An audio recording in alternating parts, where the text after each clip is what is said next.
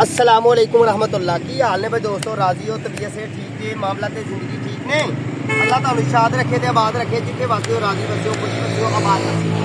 अज असीं लाण डे आ अंगूर दियां कलमां कटनियां ने ते कट के ते इन्हां छापड़ां च लाणियां ने, ठीक है जी। ते जे तुहाडे कोल अंगूर दा पौधा है ते बिस्मिल्लाह, चंगी गल है। ओहदी प्रूनिंग नहीं करदे जे लोग, प्रूनिंग यानी कि उन्होंने कटना है, कट के 9 फुट 8 फुट की रेत रखनी है, बाकी सारी वढ़ देनी है। मोटी टहनी में ज़्यादा फल लगेगा तो सोहना आइडिया तुहानू दिता है। कट लो, ए मौसम की जनवरी का महीना अंगूर की कटिंग कर सकते हो, ठीक है जी। अगली गल है कि कलम कट के लानी कितनी लम्मी है दोस्तों। मैं तो 2 चश्मे रखना, क्योंकि मैं तो लानी ने छापड़ा जी। तुसीं 3 चश्मे रखियो, बहुत लम्मा डंडा नहीं रखना। एडी लम्मी ला दोगे तो वह की नुकसान है कि वही जड़ बेचारी लगी नहीं होनी, तो जे हिल गई तो जीरो हो जाएगी, थोड़ा जहा अंगूर आ खराब हो जाएगी। आ जी घट हिलेगी तो परेशानी घट देगी।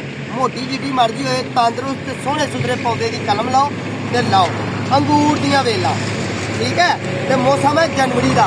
आओ फिर तुहानू मैं दसा मैं किवें कट्टन दिया कलम। ये इस तरह रख के बिस्मिल्लाहिर्रहमानिर्रहीम कलम कट लैनी है। 2 ही अखां हाँ लैनियां ने, इत्थों रख के कट लैनी है, इत्थों रगड़ के भी नहीं कटनी। तो कोशिश करनी है कि सीधी कलम लाइए, आ मट्टी जी विचों कट लैनी है, तो फिर इत्थों रख के कट के तो फिर इत्थों कट लैनी है। इस तरह ही मैं कलमा बनाण दिया ते मैं लाण दिया।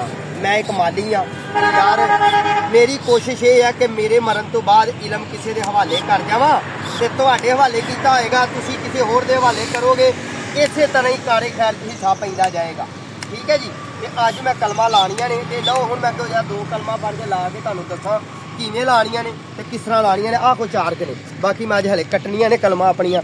बिस्मिल्लाहिर्रहमानिर्रहीम, मेरे अल्लाह तू रहम कर। छापड़ च मिट्टी भर लैनी है ते मिट्टी दे विच थोड़ा जिहा गोहे दी रूड़ी पा लैनी है, ताकि तुहाडी कमी पूरी हो जाए।